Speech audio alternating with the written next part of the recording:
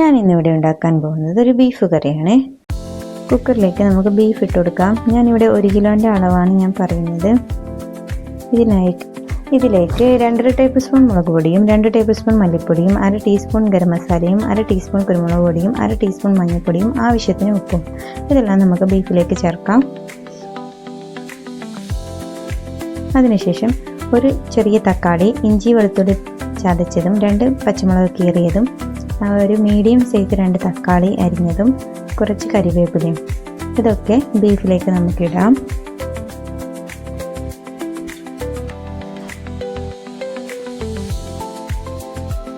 ഇതൊക്കെ ബീഫിലേക്ക് ഇട്ടതിന് ശേഷം ഇത് നന്നായിട്ട് ഇളക്കി കൊടുക്കാം.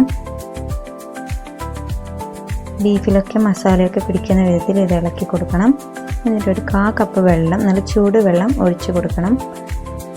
ഒന്നും കൂടി ഒന്ന് ഇളക്കി യോജിപ്പിക്കാം. അതിനുശേഷം ഇത് ഗ്യാസിൽ വെച്ച് കുക്കർ ഒരു വിസിലടിച്ച് 20 മിനിറ്റ് നേരം വെച്ചാൽ മതി.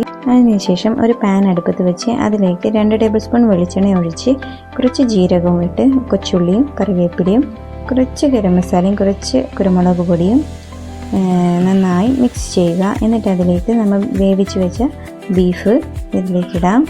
ഇളക്കിയിട്ട് എല്ലാം കൂടി ഒന്ന് മിക്സ് ചെയ്യാം. കുരുമുളക് പൊടി നിങ്ങൾ ആവശ്യത്തിന് ഇട്ടാൽ മതി. ഇതാ നമ്മുടെ ബീഫ് കറി റെഡി ആയിട്ടുണ്ട്.